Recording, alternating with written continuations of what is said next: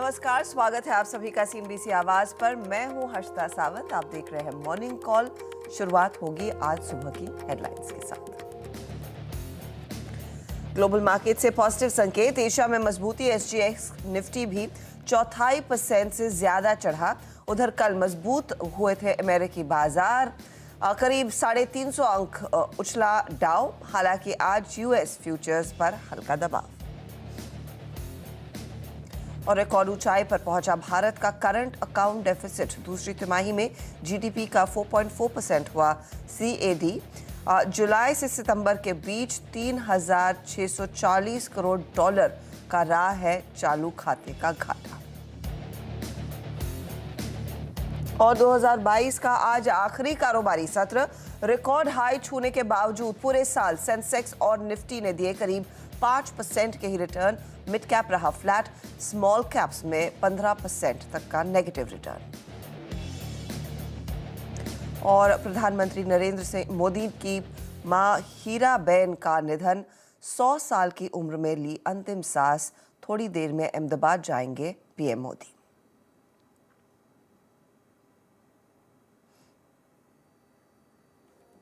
तो सीएनबीसी आवाज और नेटवर्क की टीम की पूरी टीम की तरफ से भावभीनी श्रद्धांजलि उनको। लेकिन भारतीय बाजारों की अगर बात करें और अगर ग्लोबल मार्केट्स की बात करें तो आखिरी सत्र 2022 के साल का, जहां पर हमने देखा है काफी वॉलेटिलिटी देखने को मिली। हाईज भी छुए लेकिन लोज भी देखने को मिले। तो दोनों तरफ के दरअसल जो अब फियर है और ग्रीड है टेस्ट होती हुई दिखाई दी। कल एक पॉजिटिव नोट पर ऑफ कोर्स भारतीय बाजारों की समाप्ति होती हुई दिखाई दी। 18,200 के करीब हम पहुंचे जरूर, लेकिन ऊपरी लेवल से हल्का सा डाउनटेक आया। कल के जोश के बाद आज भारतीय बाजारों में आखिरी सत्र में वॉल्यूम्स कम रहेंगे अनडाउटेडली। हमने दिसंबर सीरीज को गुड बाय कह दिया है और आज हम उतरेंगे जनवरी सीरीज में। और इस पहले दिन सीरीज के संकेत जो ग्लोबल फ्रंट पर आ रहे हैं वो कैसे हैं उसको हम आपके सामने डिटेल में पेश करेंगे। एसजीएक्स निफ्टी देखिए 18,350 के आसपास ट्रेड करता हुआ, तो एक गैप अप की तरफ क्लियरली इशारा है। और ये गैप अप क्यों आ रहा है? क्योंकि ग्लोबल मार्केट्स में फिर रिकवरी ही देखने को मिली। अमेरिकी बाजारों की तस्वीर भी आपको डिटेल में नीरज बाजपेयी समझाएंगे। वीरू आपको बताएंगे कि आपकी क्या ट्रेडिंग रणनीति होनी चाहिए कल के सेटअप पर। ऑफ कोर्स आज ग्लोबल मार्केट्स के संकेतों के चलते और सुमित को आगे जोड़ने वाले हैं हम, जो आपको बताएंगे आपकी क्या रणनीति होनी चाहिए स्टॉक्स न्यूज के आधार पर। लेकिन कुछ डेटा जो हम आपके सामने हर रोज पेश करते हैं। कल जब हम भारतीय बाजारों को बंद करके जा रहे थे, स्थिति क्या बन रही थी, अमेरिकी बाजार क्या इशारा कर रहे थे, वो तब और अब का डेटा आपकी स्क्रीन पर आ जाएगा। जहां पर कल आपको याद होगा रुझान दरअसल तेजी की तरफ ही था। हल्की बढ़त की तैयारी हो रही थी। 33,105 के आसपास ट्रेड बनता दिखाई दिया था डाउ फ्यूचर्स का रादर। और आज आप देखेंगे तो ये आंकड़ा 33,339 के करीब आ गया है, यानी कि करीब 200 पॉइंट ऊपर देखने को मिला है। नैस्डैक जहां पर लगातार दबाव देखने को मिला है वहां पर भी रिकवरी देखी गई है। लेकिन खास बात यह है कि आप यूएस बॉन्ड मार्केट देखिए 3.86 का वो आंकड़ा 10 ईयर यील्ड का 3.82 पर आ गया है। जो बड़ा बदलाव देखने को मिल रहा है वो है दरअसल करीब डॉलर इंडेक्स में ये 104 के ऊपर हम छोड़ के गए थे, इस समय 104 के नीचे ट्रेड्स देखने को मिल रहे हैं। और ब्रेंट के भाव जो $81 के करीब आ रहे थे उसमें हल्का सा उबाल $82 के आसपास। सोना हालांकि कुछ कूल ऑफ कर रहा है। आपको याद होगा हम देख रहे थे कि 1800-1820 डॉलर के बीच वो ट्रेड, और फिर से हम वो लोअर एंड 1800 की तरफ सोने को फिसलता देख रहे हैं। 1816 कल का स्तर था, आज सुबह में 1802 के स्तरों पर ट्रेड बनता दिखाई दिया है। दक्षिण कोरिया का कॉस्पी आज बंद है। कुछ और ग्लोबल मार्केट्स बंद होंगे तो वो भी अपडेट आपकी स्क्रीन पर आएगा। लेकिन आज जो सुबह का चेयर है, जो सुबह की तेजी है एसजीएक्स निफ्टी पर, वो दरअसल डाउ और नैस्डैक की बदौलत ही आ रही है। जहां पर कल एक बढ़िया सत्र रहा। डाउ में 350 पॉइंट की तेजी तो 250 पॉइंट से ज्यादा का इजाफा नैस्डैक ने अपने नाम कर लिया। तो बेसिकली आप कह सकते हैं कि बुल्स दरअसल फॉर्म में आए 2022 के साल को गुड बाय बोलने के लिए। Neeraj ji good morning. आखिरी ट्रेडिंग सत्र बताइए, नए साल को लेकर जोश है? बिल्कुल जोश होना चाहिए क्योंकि अंत भला तो सब भला। आखिरी दिन अच्छा ट्रेडिंग सेशन यूएस में दिख रहा है। दरअसल यूएस का जो ट्रेडिंग मार्केट है वो ट्रेडमिल पे चल रहा है, एक दिन ऊपर एक दिन नीचे, एक दिन ऊपर नीचे, जा कहीं नहीं रहा है। एक डायरेक्शनलेस मार्केट है और कल अच्छी खासी तेज़ी थी और ये जो टेक्नोलॉजी वाले शेयर्स थे नैस्डैक में जो शामिल है उसमें 0.25% की बढ़िया तेज़ी बनी। लेकिन उससे पहले एक दिन देखिए आप क्या हुआ, उतनी तेज़ी से वो गिरे थे। तो इसलिए मैंने कहा कि वो ट्रेडमिल पे चल रहे हैं, वो जा कहीं नहीं रहे, दौड़ रहे हैं खाली, मार्केट वॉल्यूम जनरेट कर रहे हैं और थिन वॉल्यूम जनरेट कर रहे हैं। छुट्टी पे भी है बहुत सारे लोग, क्योंकि मार्केट को ये नहीं अभी अंदाज़ा है कि आगे का रास्ता यहाँ से कैसे बनेगा। एक दिन कोविड की बहुत अच्छी खबर आती है, फिर एक दिन बुरी। अच्छी खबर क्या आई, कल आई। इटली में जो पहला ट्रेवलर था चाइना से गया था, उसका जो वेरिएंट था वो उसमें कोई डेंजर नहीं है, कोई ख़तरा नहीं है और वो बहुत ही पॉजिटिव खबर वहाँ से निकल के आई कि इससे डरने की ज़रूरत नहीं, क्योंकि इटली बहुत वल्नरेबल है, वहाँ बहुत एजेड लोग हैं।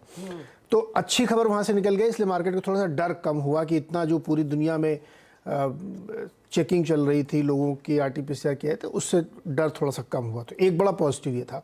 दूसरा, वहाँ पे जॉबलेस क्लेम्स थोड़ा सा बढ़ के आया, हालांकि एक्सपेक्टेशंस के मुताबिक भी है और अभी भी ईयर ऑन ईयर काफ़ी ऊपर है, लेकिन नंबर थोड़ा सा कम हुआ। तो लोग ये तुरंत नैरेटिव बनने लगा कि देखो फेड ने जो कोशिश की उसका परिणाम सामने आने लगा, लेकिन ये बहुत जल्दी है बात ही कहना।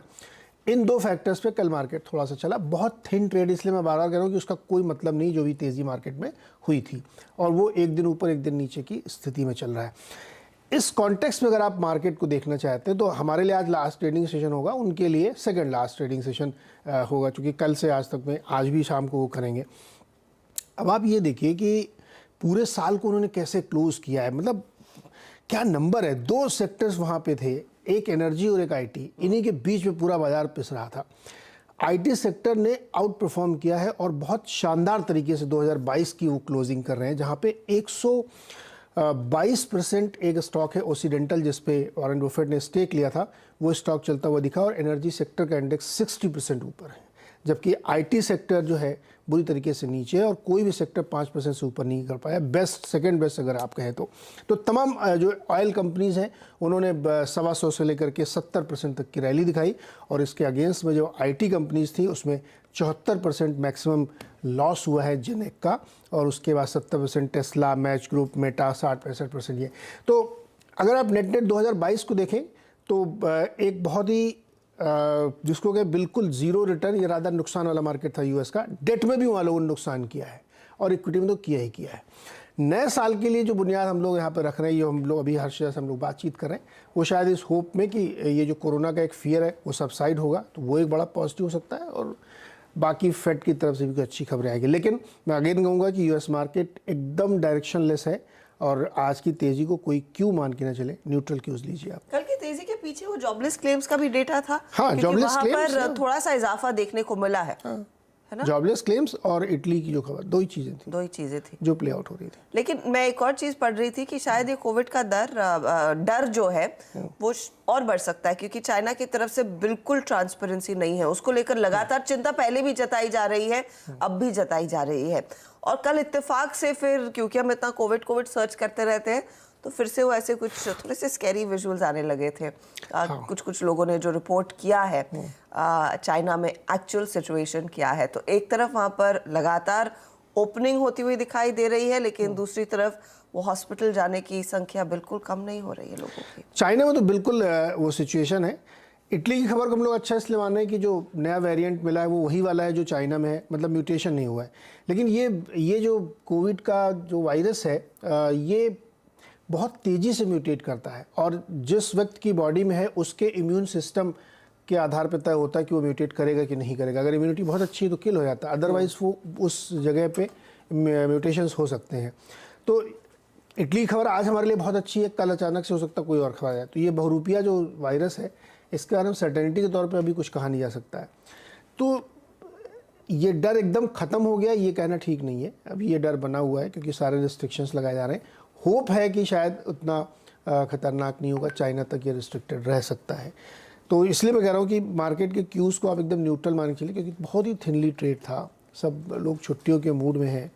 तो नेक्स्ट ईयर की तैयारी आपको 2 नंबर से करनी चाहिए भारत के बाजार में। अब आप पूछ ही नहीं तो मैं आपको बता देता हूँ हमारा जो कैड है हाँ, वो ऑल टाइम हाई पे है। लेकिन उसी समय हमारे जो नेट एनपीए वो 10 साल के लोस में है। Choice is yours. पॉजिटिव ही देखेंगे। बिल्कुल देखिए। है ना? पर ऐसा तो नहीं होगा फिर नेट एनपीए बाद में रिवाइज करके कुछ और ही आ जाएगा? देखिए टेक्निकली देखें तो नेट एनपीए ज़्यादा आपको ग्रॉस एनपीए पे फोकस करना चाहिए। नेट एनपीए में प्रोविजन फॉर है ना, तो ग्रॉस एनपीए भी हालांकि नीचे, बहुत नीचे है, लेकिन बैलेंस शीट क्लीन है, इसमें कोई शक नहीं है। अभी वो चक्र शुरू नहीं हुआ जब आपको एनपीए रिपोर्टिंग, वो उसमें अभी समय है, 1-2 साल बाद हो सकता है, 3 साल बाद हो सकता है, क्योंकि वो साइकिल चलता है पूरा। तो आप ये अभी मान के चल सकते हैं कि बैलेंस शीट बहुत क्लीन है। और ये जो पॉजिटिव आपने कहा, तो मैं पॉजिटिव तर्क दे रहा हूँ, कैट का नंबर ऑल टाइम हाई है, लेकिन एक Q2 का है। तो Q3 में हो सकता है कि एकदम से अच्छा भी हो जाए, या हो सकता है इससे बुरा भी हो जाए, लेकिन ये अलार्मिंग है। कैट का इतना ऊपर नहीं जाना चाहिए। पर नीरज जी, इसका अंदाजा तो मार्केट लगा ही रहा था ना कि इस साल करंट अकाउंट डेफिसिट ऊपर आएगा। ऐसा तो नहीं है कि ये सरप्राइज है। सरप्राइज नहीं है, लेकिन इसमें क्या होता है अर्शिदा कि जैसे बहुत सारे नंबर्स हम लोग न्यूज़ के रूप में डाइजेस्ट कर लेते हैं। उसके इम्पैक्ट को डाइजेस्ट करने में समय लगता है। जब वो एक्चुअल में आता है इम्पैक्ट, जैसे होम लोन आपका बढ़ गया तो ये खबर आपने डाइजेस्ट कर ली, लेकिन जिस दिन EMI कटती है ना, उस दिन आपको समझ में आता है कि अच्छा आज इसका इम्पैक्ट भी है। तो कितना इम्पैक्ट आप रियलाइज़ कर रहे हैं, ये इंपॉर्टेंट है। तो वो ऑफ कोर्स नंबर रहेगा रेडार पर। अच्छा, FYI के लिए हम आज कारोबार कर रहे हैं, बाकी कुछ मार्केट्स खुले हैं, लेकिन कोरिया का मार्केट जो अभी अभी हम फ्लैश कर रहे थे कि बंद है, वो आज से बंद है और ये ट्रेड Jan 2 को ही रिज्यूम करेगा। क्या बात है। तो इसे कहते हैं लॉन्ग वीकेंड। तो हम नॉर्मली कंप्लेन करते हैं ना कि न्यू ईयर के अगले दिन क्यों काम करवाते हैं। ये तो 30th 31st को ही छुट्टी कर देनी चाहिए भारतीय बाजारों की। हम न्यू ईयर में तो काम करने को तैयार हैं। नहीं, मेरा मानना है क्योंकि आज भी वॉल्यूम कम होगा। 1 तारीख को भी छुट्टी होनी चाहिए। जो फेस्टिवल रात में आप सेलिब्रेट करते हैं, जैसे दिवाली, होली में आप खोल लीजिए अगले दिन, कोई दिक्कत नहीं है। हाँ, होली में खुलता ही है। न्यू ईयर आप नाइट में 31 तारीख को रात में दे, अब सुबह 6 बजे उठ के 5 बजे उठ के आपको फिर ऑफिस आना। 1 तारीख को छुट्टी होनी चाहिए। एक्चुअली एक ऐसी पॉलिसी बननी चाहिए कि जैसे सारे दुनिया भर के जो रिजर्व बैंक से एक दूसरे से बात करते हैं ना कि क्या आप लोग क्या कर रहे हो, हम भी ऐसे स्टांस रखेंगे। बातचीत तो होती होगी डेफिनेटली। तो फिर हमारे एक्सचेंजेस को भी आपस में बातचीत करनी चाहिए कि भाई साहब हमारे छुट्टी का कैलेंडर है, आप अपना भिजवा दीजिएगा, कुछ चीज़ें अलाइन कर लेंगे। नहीं, अगर टाइमिंग आप उनसे मैच करना चाहते हो तो ये भी मैच करिए, करेंगे ये मेरे ख्याल में। टाइमिंग मैच करेंगे तो छुट्टी मैच करनी पड़ेगी। चौहान साहब, आपके लिए आप प्लान तो कर रहे हैं एक्सटेंड करने की टाइमिंग, लेकिन छुट्टियां भी मैच करिए प्लीज। हाँ। वीरू, गुड मॉर्निंग, बताइए। हजारों ख्वाहिशें ऐसी कि हर ख्वाहिश पे दम निकले, पर न्यू ईयर पे हम यहीं मिलेंगे जनाब।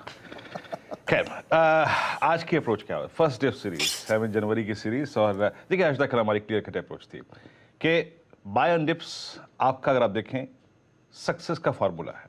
एग्जैक्टली निफ्टी का बेस बन था 18,034, 17,953, वही एग्जैक्टली आपकी लो ट्रेजेक्ट्री। वहां पे आपको बाय ट्रेड लेना है।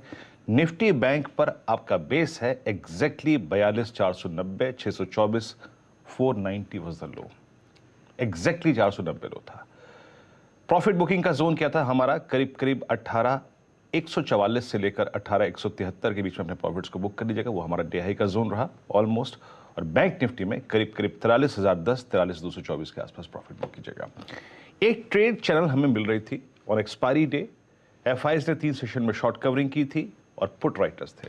कल वो बाय का कन्विक्शन इसलिए आया था क्योंकि FIs ने पिछले 4 सेशन में सब्सटेंशियल पुट राइटिंग की थी 18,000 की स्ट्राइक पे, 42,500 की स्ट्राइक पे। तो वो एक उस ट्रेड की थीम थी। आज के ट्रेड की थीम क्या होगी? लेके आइए पहले आप ये देखिए आशीष, ये हर्षदा, इस सीरीज की बिगिनिंग हो रही है FIs के लगभग 14,000 contract net positive on indices, जो कि सीरीज के मिड में दिसंबर में चला गया था करीब करीब 20-25 हज़ार कॉन्ट्रैक्ट माइनस में, यानी शॉर्ट नेट शॉर्ट थे वो। एक ओपनिंग ठीक ठाक नोट पे हो रही है, लेकिन अगर आप मुझसे पूछें कि कल क्या FIs का कंट्रीब्यूशन था, रत्ती भर नहीं। कल आपके FIs के आंकड़ों को देखिए हर्षदा, 572 करोड़ रुपए की उनकी सेलिंग, 14 करोड़ का इंडेक्स बेचा, 511 करोड़ रुपए का स्टॉक फ्यूचर बेचा, इंडेक्स ऑप्शंस में 15,824 करोड़ रुपए की बाइंग थी, वो पोजीशंस का क्लोजर था। उनका कोई रत्ती भर कंट्रीब्यूशन नहीं था। बस ये है कि पिछले 4 सेशन में उनकी तरफ से एक सब्सटेंशियल शॉर्ट कवर हुआ है, both in stock futures, in index futures, और वो पुट राइटर्स रहे हैं। DIS की बाइंग थी 515 करोड़ रुपए की, लेकिन बहुत सिग्निफिकेंट अगर आप देखें एफआईएस का कंट्रीब्यूशन नहीं था। कल का मूव बहुत हद तक याद रखिएगा, इट्स एक्सपायरी मूव, वो एक एक्सपायरी मूव था और एक्सपायरी के दिन अगर आप देखें वो थ्रस्ट मिलता है, अमूमन नहीं मिलता ऐसे सेशन में, वो नॉर्मल सेशन होता है। कैसे अप्रोच करूंगा देखिए मैं इस सेशन को। हर्षदा, जो फर्स्ट वीकली कॉन्ट्रैक्ट आज हम बिगिन करने जा रहे हैं, याद रखिएगा उसके पिरामिड्स आपके स्क्रीन पर आएंगे। उस फर्स्ट वीकली कॉन्ट्रैक्ट की जिसकी आज शुरुआत हो रही है, बेस लाइज एट 18,000 एंड 18,100, 18,000 18,100 पे आपका बेस है। ये देखिए हर्षदा, ये तीन लाइट ब्लू कैंडल्स ये इंडिकेट करती हैं कि ये है हमारा बेस। हल्का सा रेजिस्टेंस था 18,200 पे जहां पे कॉलाइटर था, लेकिन उसके बाद याद रखिएगा कोई कॉलाइटर नहीं है 18,500 तक। और एक और चीज, मंथली बेस लाइज एट 17,900 और 18,000, शायद मेरे ख्याल से वो पिरामिड भी होगा। अगर डायरेक्टर साहब ये देखिए, ये है मंथली बेस और बड़ा कॉलाइटर 18,500 तक नहीं है। तो टेक्निकली अगर आप देखें हर्षदा, तो हमारा बेस है 18,000 18,100 फर्स्ट वीकली कॉन्ट्रैक्ट का, और मंथली बेस है 17,900 और 18,000। रेजिस्टेंस कोई बहुत दूर तक नहीं है। रेजिस्टेंस कल की एक अच्छी क्लोजिंग के बाद सिर्फ बचा है एक पॉइंट पे, and that's 18,273, that's 20 day exponential moving average. मेरी अप्रोच क्या रहेगी देखिए, रणनीति से पहले बता देता हूं आपको मैं, सक्सेस का फॉर्मूला है buying the dips. While upswing को मत खरीदिए, try to buy a dip closer to base one, जो आपको स्क्रीन पे नजर आएगा, उस पे खरीदिए, फायदा मिलेगा। अपने ट्रेड को स्ट्रक्चर कीजिए, कुछ स्ट्रेंथ कीजिए बाय, कुछ वीकनेस को बाय कीजिए। मेजर कॉन्फिडेंस आएगा 273 के ऊपर। अगर 273 के ऊपर चलना शुरू करें तो आप अगले पिवट लेवल्स को चेज कर सकते हैं। But Harshada, try to buy closer to base one, ये है अप्रोच, और ऐड करिए और अगर 273 की ट्रेजेक्टरी निकल जाए। याद रखिएगा बेस वन के ऊपर ही लॉन्ग ट्रेड लेना है, उसके बाद नहीं। निफ्टी बैंक, याद रखिएगा कल भी हम डिस्कस कर रहे थे क्लोजिंग में, कमांडिंग पोजीशन में कौन सा इंडेक्स है, it's Nifty bank. 86% roll over, शानदार रोल ओवर, इसने लीड किया। हमारी अप्रोच क्या थी, अब बाय द डिप्स अबव 490। अच्छे पुट राइटर्स थे 42,500 पे, 42,000 पे, डे हाई पे हम क्लोज हुए। ये क्लोजिंग सारे मूविंग एवरेजेस के ऊपर है। Technically you have no hurdle, आपके पास कोई हर्डल नहीं है। ये दो ऑरेंज कैंडल्स जो हैं, ये पुट राइटर्स के कन्विक्शन है एट 43,000 एंड 42,500। ये दो पुट राइटर्स सब सेक्टर में है। हर्डल है अब 43,500। क्लियरली हर्षदा अप्रोच यही रहेगी, buy, but buy closer to base one. थोड़ा से डिप मिले तो बाय कीजिएगा, वाइल्ड गैप अप्स को चेज करने की कोशिश मत कीजिएगा, सिंक होगा बाजार। और कॉन्फिडेंस तब आएगा जब हम अपना पहला रेजिस्टेंस 43,510 इसको बाइसेक्ट कर देंगे फर्स्ट कॉलाइटर के जोन के ऊपर, तो कॉन्फिडेंस और बढ़ेगा, तब आप एडिशन और कर सकते हैं। बट फिर कहूंगा दोनों बेसिस पे ध्यान दीजिएगा, उसके नजदीक ट्रेड लिया तो फायदा होगा। Key to success is buying the dips. Harshada, success is buy the dip, ये वीरू ने साफ कह दिया है, और फायदा उठाइए। देखिए 42,490 के आसपास निफ्टी बैंक में तेजी की पोजीशन, और वो लेवल निफ्टी वाला भी स्क्रीन पर लेकर आइएगा जो वीरू ने मेंशन किया, जो बेस वन है 43,000 से 42,910, ये निफ्टी बैंक की बात हुई। लेकिन ये है फिलहाल वो बेस, पहला बेस 18,144 से 18,102 के बीच में, जहां पर आपने एक मौका तलाशना है तेजी की पोजीशन लेने का। चलिए अब स्टॉक्स की बात करते हैं। इंडेक्स में तो रुझान तेजी का ही है, एसजेएक्स निफ्टी भी इशारा कर रहा है हम मजबूत ही खुलेंगे, लेकिन किन शेयरों का एक्शन देखने को मिलेगा।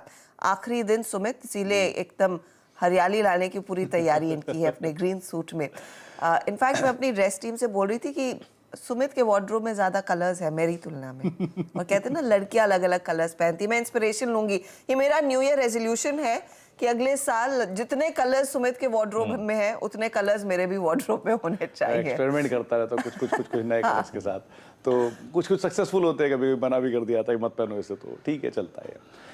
अच्छा, आज साल का लास्ट सेशन है, बहुत सारे इवेंट्स, बहुत सारी चीज़ें जो अवेटेड है। पहली चीज़ तो जो निफ्टी में बदलाव हुए थे वो आज से लागू हो गए हैं, तो तमाम वो रेटिंग अपग्रेड या फिर जो जितना वेटेज अपग्रेड था उनके ऊपर आप ध्यान रखेंगे। तमाम ऑटो कंपनियों पे आप ध्यान रखेंगे, ऑटो सेल्स के नंबर नेक्स्ट सेशन में आपको दिखाई पड़ेंगे। तो आज लास्ट ईयर में, लास्ट सेशन में कुछ एडजस्टमेंट उसके लिहाज से भी होते हुए दिखाई पड़ेंगे।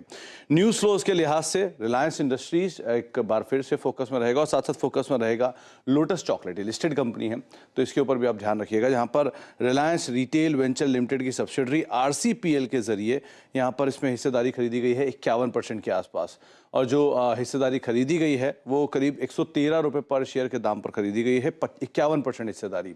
ये 113 रुपये, क्योंकि कल का दाम इसका यही था, यहाँ पर सर्किट पे ये स्टॉक बंद हुआ था। 74 करोड़ रुपए में हिस्सेदारी खरीदी गई है और 26% हिस्सेदारी के लिए ये ओपन ऑफर भी लेकर आएंगे। तो रिलायंस कंज्यूमर प्रोडक्ट लिमिटेड, जो कि रिलायंस रिटेल वेंचर लिमिटेड की सब्सिडरी है, उन्होंने ये स्टेक खरीदा है। और साथ ही साथ दूसरा अपडेट भी है, रिलायंस जियो ने भोपाल, इंदौर में 5G सर्विसेज लॉन्च कर दी और साथ साथ जनवरी से जबलपुर, ग्वालियर में भी सर्विसेज लॉन्च करेंगे। तो ये रिलायंस इंडस्ट्री से रिलेटेड कुछ खबरें हैं जिनके ऊपर आप ध्यान रखिएगा। Eicher motor electric mobility company stock future में हिस्सेदारी खरीदेगी। 5 करोड़ यूरो में रफली 10.5% के आसपास की हिस्सेदारी खरीदी जाएगी।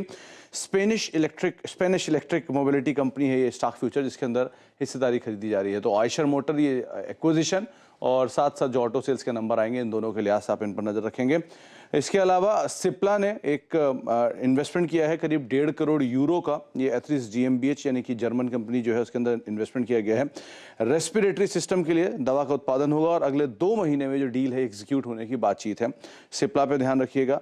HG इंफ्रा, इस कंपनी को ऑर्डर मिला है हरियाणा से 6 लेन रोड प्रोजेक्ट बनाने के लिए, 743 करोड़ रुपए के आसपास का ऑर्डर है। 2 साल के एग्जीक्यूशन का ये ऑर्डर रहेगा, तो उस लिहाज से आप HG इंफ्रा पे भी नजर रखें। लगातार ऑर्डर इनफ्लो की जो खबरें हैं वो आपकी स्क्रीन पर आते हुए दिख रही हैं।